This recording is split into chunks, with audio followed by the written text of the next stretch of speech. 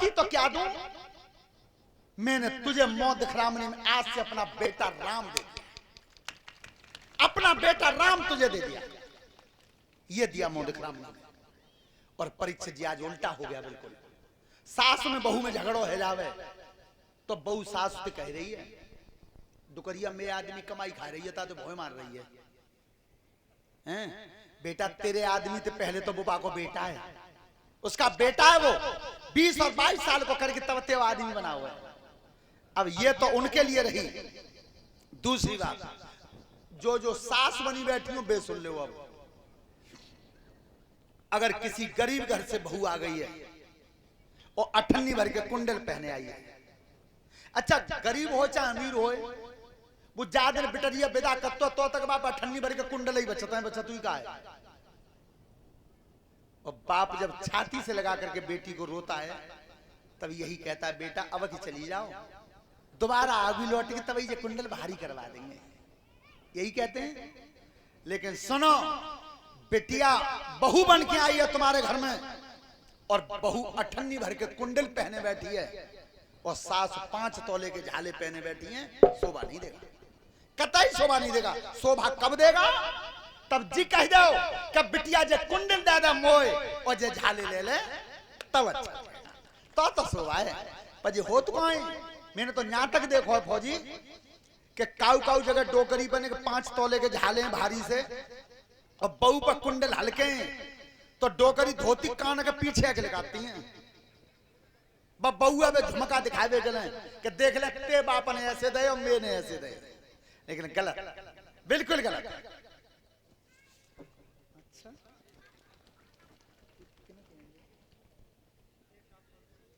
अच्छा अच्छा, दिलीप कुमार, संजीव कुमार, भानु प्रताप, सुधीर और नीलेश यादव, ये 500 रुपए से सबने मिलकर हमें सम्मानित किया है। हाँ, सबने 100 रुपए से हमें सम्मानित किया है। धन्यवाद। परमात्मा ने बच्चों को सुख समृद्धि देता रहे।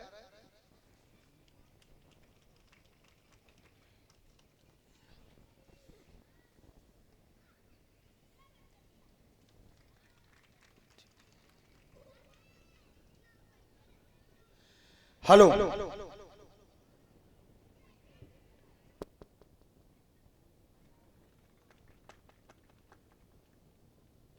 और साहब ये भमर सिंह जी हैं, 500 रुपए से फूलमाला से इन्होंने सम्मानित किया है।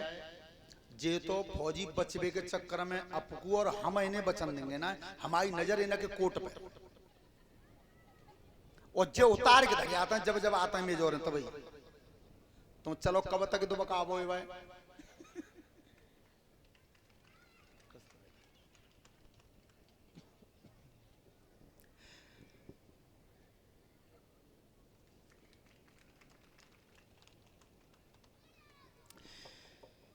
परीक्षित जी, एक बार महाराज दशरथ जी ने दर्पण देखा, शीशा, तो कान के पास बाल सफेद दिखाई दिए। तो उसी समय महाराज दशरथ जी विचार करते हैं, दर्पण देखा था तब क्या विचार किया? क्या बरसों तक राज काज देखा, बरसों महलों में मगन रहा, बरसों महलों में रहा, बरसों युद्ध स्थल में गरजाए और बरसों भजन में लगन रहा।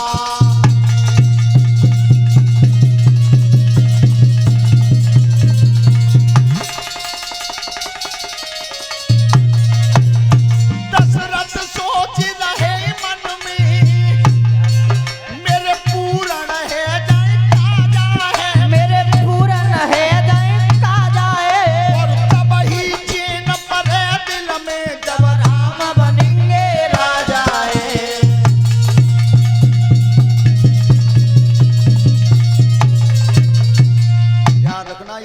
बता रही है। तो महाराज दशरथ जी विचार करते हैं कि अब समय हो गया है राजगद्दी छोड़ने का।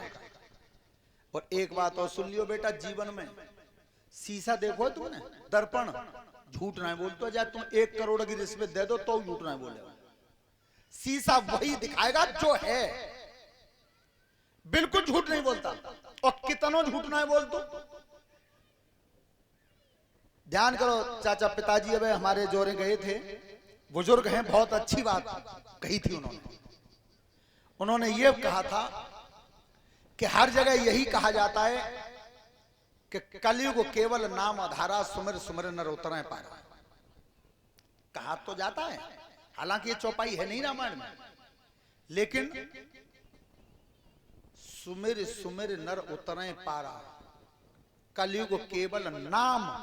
वो नाम कौन सा है? वो नाम कौन सा है जिसके आधार से पार लग सकते हो? भागवत जी में स्पष्ट लिखा है, 52 अक्षर हैं जो ओलम के। इसका बीज कहां से आया? इसका बीज आया ओम, यहां से प्रकट हुआ। अकार, उकार और मकार, ये तीनों मिलाकर के ओम बनाए, और तीन ही यज्ञोपवीत के तीनों खंड हैं। ये जो गर्दन में धागे पड़ते हैं, डबल कर दिए जाते हैं, 6 पति पत्नी के हो जाते हैं, 3 और जोड़ दिए जाते हैं, 9 कर दिए जाते हैं, तो गुरु के और मिल जाते हैं।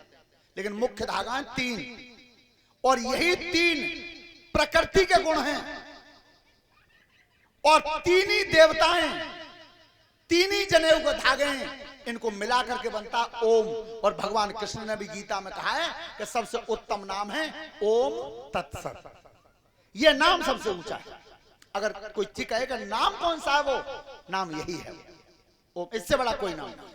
जिस समय दुनिया में सृष्टि पैदा हुई थी, प्रकट हुई थी, उस समय भी शब्द उभर के आया था, तो वो ओम ही आया था सबसे पहले। बोलिए सच्चिदानंद भगवान की। श्रोता बंधु, एक चीज और पूछी, देखो हम तो यहाँ ना आवे, कबू आ जाए तो ठीक है, ना आ जाए तो ठीक है। जे पिताजी डोकर बहुत जानते हैं, जिन्हें आज न्यू और कही के जी टेसू का है।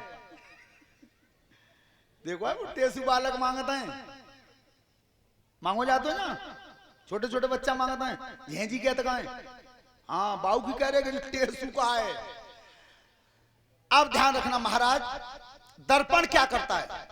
दर्पण यह करता है फौजी कि किसी का बेटा पढ़ लिख के इंजीनियर बन गया, अमेरिका चला गया IIT करके, और जिस समय उसे अपनी मातृभूमि की याद आई तो मैं ही शादी कर ली अमेरिका ही में। और शादी करी तो कैसी कर ली? वो इतने बार रखाते हैं, उनते शादी कर ली। अब बिन्ने एक दिन कही कि हमें माताजी की याद आ रही है, तुम चलो ही संग। उनकी नहीं, इंडिया तो गंदा देश, हम नहीं जाएंगे, तुम चले जाओ। अब वे घर को चले तो उनने जी कही के बच्चों हमारी माताजी जी पूछेंगे कि ब्याह कर लो तो बहू कैसी है। सो उनने एक बहू को फोटो खिंचवा के और सूटकेस में डाल लो। अब बाजार में घूम के आए, विदेश की बात है, आज ही देखो तुम कहीं दूर देश में जाता हो तो यही देखा था, बाजार में कोई नई चीज हो तो लाइन चले। सो वे बाजार में घूम के आए तो शीशा बिक रहा हो। अब शीशा उनने खरीद लो, चूंकि पहले हमारे यहाँ तो ना हो। अच्छा हमारे यहाँ शीशा हो तो पिताजी चाचा बताओ, फिर नारद जी सागर में ही मोचो देखे थे, ताल में ही तो देखो मो। सो वे शीशा खरीद के बेऊ धर लो सूटकेस में। बेटा ध्यान सुनिए, बहुत अच्छी बात है। अब वे आए हवाई जहाज में तो उतरे, घरे आ गए, तब माताजी के पैर छुकी, माताजी नाराज मत भइयो, हमने शादी कर ली है। ए डोकरी तो खुश है कि भगवान में लला ने बहू ढूंढ ली। ए लला कैसी है कि माताजी बहू देखो तो देखो यहाँ तो आई ना है वो संग, बस सूटकेस में फोटो धरो, देख लियो कैसे है। ए लला खेतन में चले गए, डोकरी सूटकेस ही तो खुशी कमाए। अब मां में फोटो ढूंढ रही परीक्षा जी, सब फोटो तो मिलो ना, वो शीशा मिलो, और जो डुकरिया शीशा करो ऐसे। ये लला जी बहू ढूंढी है जी, तो मरे पे बैठी है। ये भगवान में लला को जीवन बिगड़ेगा। ये जी बहू ढूंढी है तुमने, ये लला ने बहू ऐसी ढूंढी है, बिल्कुल मरे पे लाट है, और शीशा कहीं पे माऊ शीशा लेके और धर भाजी घेर पे डोकर लला को जीवन बिगड़ेगा। का है वो? ये माने मैं शादी कर ली, नौकरी कर तो आता ही डोकरने की तो का परेशानी है, तू कैसे पसीना दे रही है? शादी कर ली तो कर लेना, क्या बाकी चिंता ना, चिंता जा बात की अगर लला ने ऐसी बहू ढूंढी है, मरे पे बैठी है बिल्कुल। कैसे? क्या फोटो लाओ है, डोकर की दिखाइए, सो शीशा दे दो डोकर के हाथ में और डोकर निकल लो पाए मोह कहीं जी बहू का जाके तो मोछे हैं। ध्यान रखना दर्पण वो ही दिखाता जो होता है। तो आज महाराज दशरथ जी ने विचार किया तो गुरुदेवता को बुलाया है, गुरु देवता को घर पर बुलाया है। आज घर पर बुलाओ, संतान ना आई तो गुरु के घरे गए और तब कही गुरुदेवता मैं राम का रात तिलक करना चाहता हूं, दिन छांट दो। तो देखो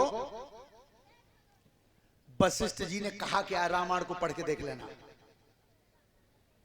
अप्रैल मई और जून तीनों महीना भागवत के लिखे। एक भागवत जी भाई आज फोन कर रहे हैं हम पे कि जामे हमारे द्वेदना खराब पड़ रहे हैं, फौजी द्वेदना खराब पड़ रहे हैं, भैया मत करवाओ। लेकिन एक विचार करना कि वशिष्ठ जी से पूछ रहे हैं दशरथ जी कि मैं राम का रात तिलक करना चाहता हूं, दिन छांट दो। वशिष्ठ जी कह रहे हैं कि महाराज दशरथ जिस समय जिस घड़ी में जिस दिन तुम राम के ऊपर मुकुट रख दो वो ही सबसे ज्यादा उत्तम है। तो श्रेष्ठ कर्म अपने में स्वयं श्रेष्ठ होता है, बस छटवावे की जरूरत है। अच्छा जाए तो छटवा रहे हैं और रात में 12 बजे हम कहूँ कि भीत भोर में जा रहे हैं तब वो छटवा लो। यज्ञ के लिए तो छटवा रहे हैं जो शुभ कर्म है। तो उस समय हाट बाट घर गली अथाई और कहें परस्पर लोग लुगाई, अयोध्या सजाई गई। और जिस समय भगवान राम को पता चला है तो सबसे पहले केकई से पूछा है मैया ये नगर सजाया क्यों जा रहा है? बेटा नगर इसलिए सजाया जा रहा है कि तुम्हारा राज तिलक होगा, तुम राजा बनाए जाओगे। भगवान राम के धक्का लगा कि राज तिलक बीच में आ रहा है और अवतार भगवा देवतन के लिए पापियों का विनाश करने के लिए। तो उस समय केकई से कही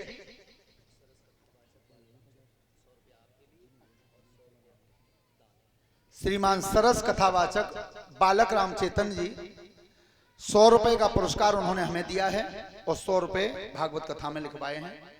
धन्यवाद। परमात्मा जिस मार्ग पे ये चल रहे हैं उस मार्ग पे हमेशा आगे बढ़ते रहें।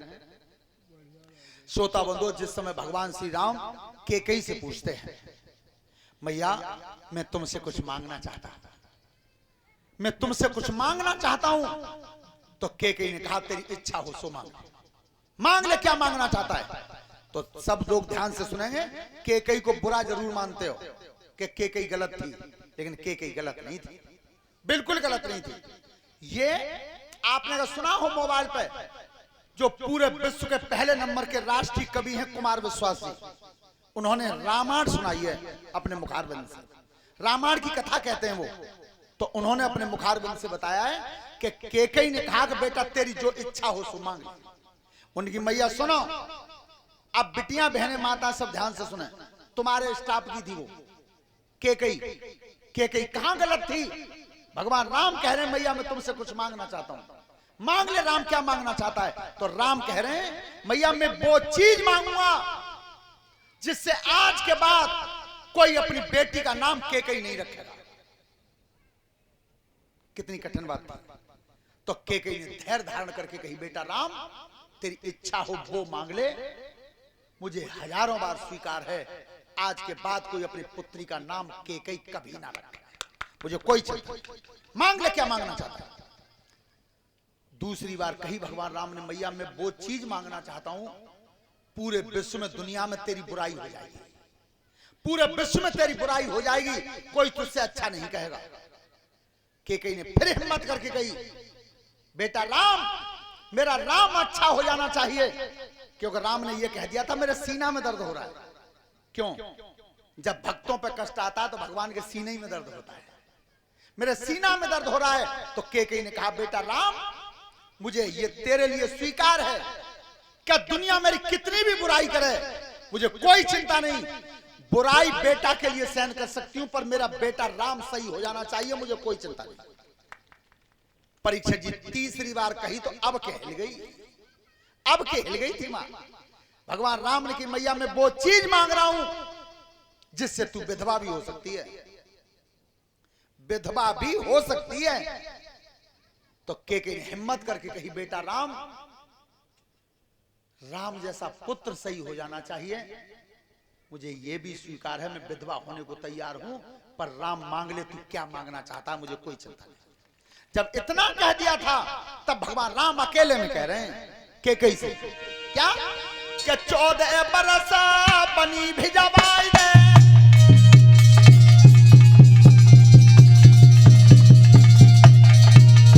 14 बरस बनी भिजवाई दे और जा बेटा को रोग मिटाई दे।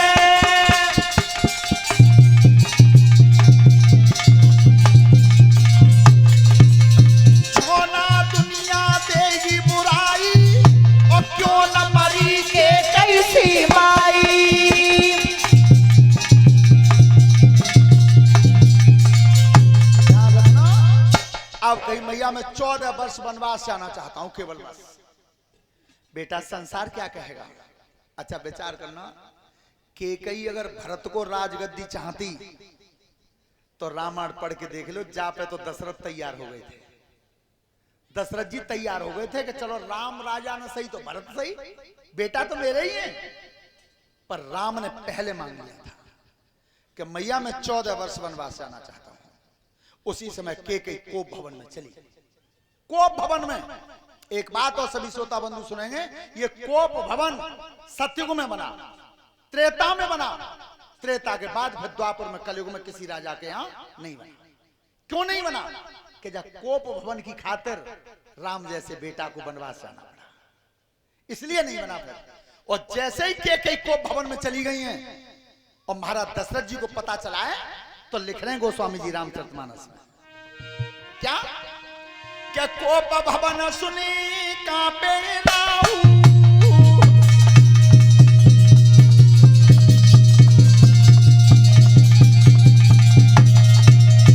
कोप भवन सुनी सकुचे राऊ और भय बस आगे परे न पाऊं।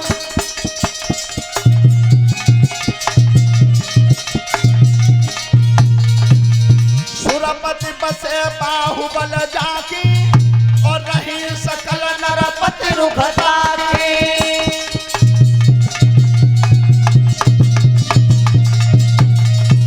महाराज दशरथ जी गए को भवन में तो धरती पर पड़ी हुई थी केस फैलाए। अरे महारानी इस तरह से इस हालत में क्यों पड़ी हो? मेरे राजभवन में कौन सी चीज की कमी है जो आप इस तरह से पड़ी हुई हो? बैठ उठ के कई बड़ी मुश्किल से तो बैठी है। क्या मांगना चाहती हो? कोई चीज की कमी है मेरे यहां? क्या चीज की कमी नहीं है? कहीं की तो देखो एक बार मुंह से। श्रोता बंधो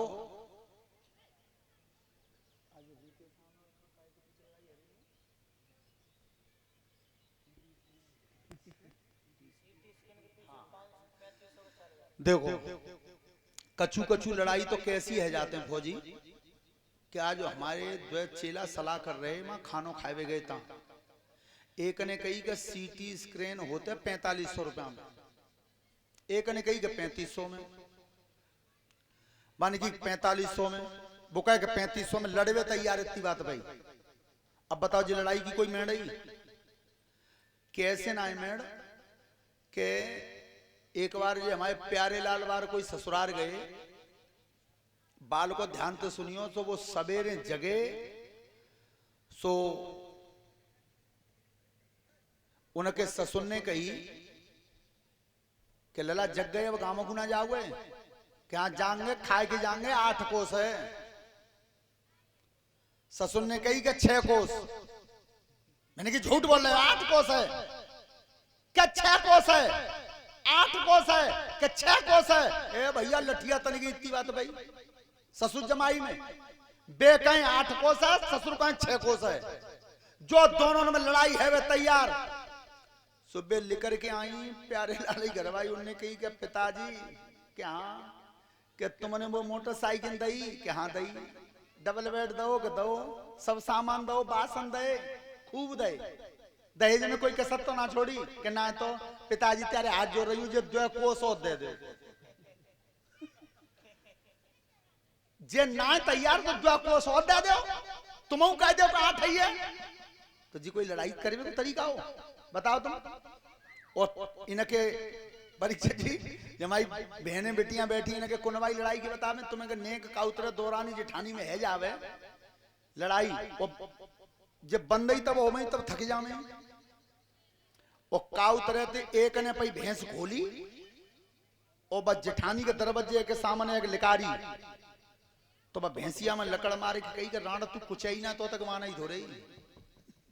अब सही बताइयो भैंस ते कही है वो इतने पई बज गई है गई दोबारा फिर तो शब्द सोच समझ ध्यान करना। उस समय आज के कई कोप भवन में और तब उठ के बोलिए महाराज दशरथ से मुझसे कह रहे हो मांगना चाहते हो तो सुनो क्या बोलिए। अरे मेरे द्वे वरदान पिया मेरे द्वे वरदान पिया बहुत दिन पहले के मेरे द्वे वरदान पिया बहुत दिन पहले के मेरे द्वे वरदान पिया बहुत दिन पहले के देवयसुर में भई लड़ाई देवयसुर में भई लड़ाई कील निकल बाहन की जाए कील निकल बाहन की जाई। देवासुर संग्राम में जिस समय महाराज दशरथ देवताओं की तरफ से लड़ रहे थे और रथ भाग रहा था उस समय केकई संग थी। और दूसरी बात और सुने सब श्रोता बंधु दशरथ जैसे राजा की अगर सेनापति थी तो केकई थी केकई सेनापति थी। तो जब रथ की धुरी में कील निकल गई थी चलते रथ में और रथ हिलने लगा था तब उंगली को फंसाई दिया उंगली को फंसाई दिया बहुत दिन पहले के उंगली को फंसाई दिया बहुत दिन पहले के मेरे द्वे वरदान पिया बहुत दिन पहले के।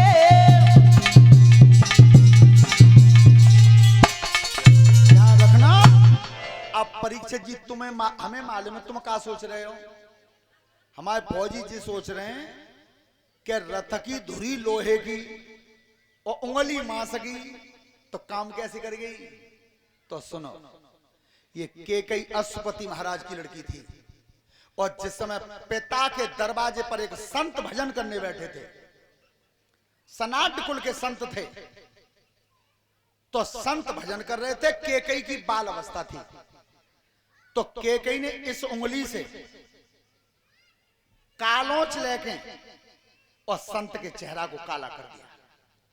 बचपन में नादानी की और संत ने जब कमंडल में चेहरा निहारा उसी समय साप दे दिया था जिस किसी ने जिस अंग से मेरे चेहरा को काला किया है वो ही अंग हमेशा के लिए वज्र का हो जाएगा कभी मुड़ेगा नहीं बीच में से।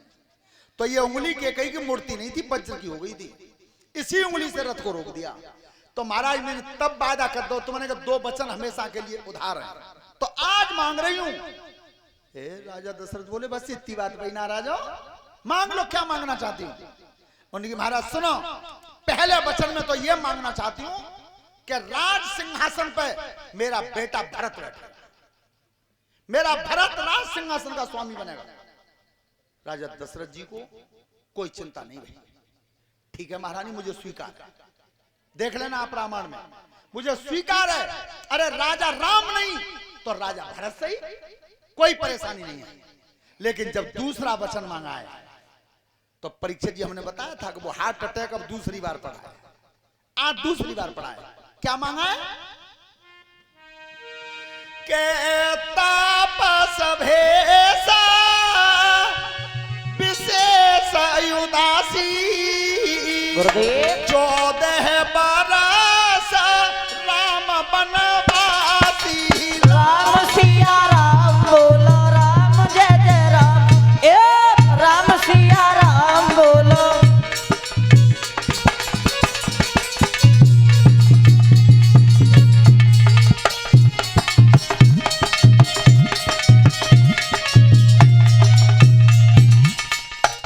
और ये 100 रुपए का पुरस्कार है मास्टर साहब पुष्पेंद्र यादव जी चुकटी खेड़ा हाँ चुकटी खेड़ा से है। धन्यवाद परमात्मा सुख समृद्धि देता रहे।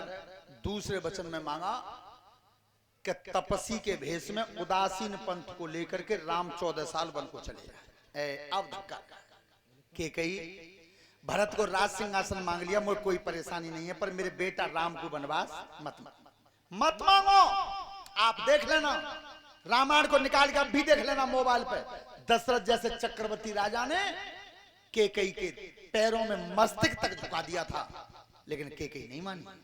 मानी क्यों नहीं? कि सबसे ज्यादा प्रिय राम थे तो केकई को, और केकई भगवान राम को वचन दे गई थी कसम खा के कि 14 बार तुझे वनवास भिजवा दूंगा।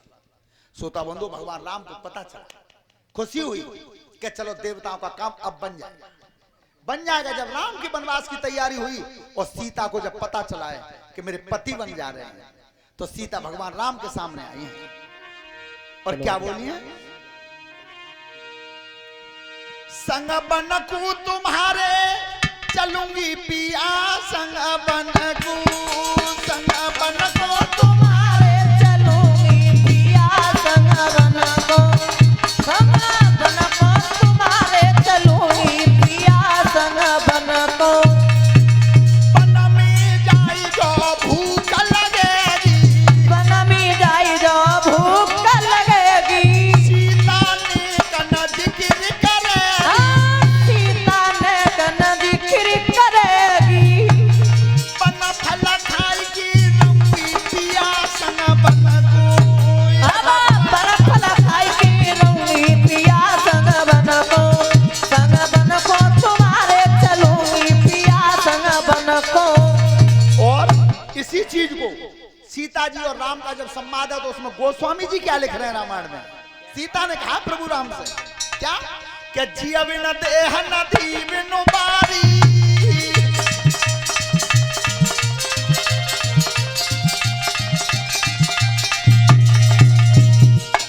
जिया बिन देह नदी बिनु बारी, और तेसी अनाथ पुरुष बिन नारी।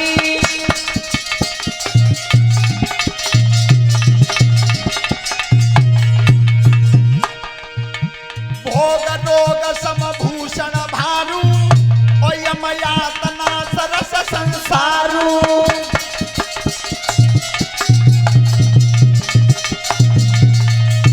आप सुने सभी बिटियां बहनें माताएं, ध्यान से सुने क्या कही थी सीता जी भगवान राम से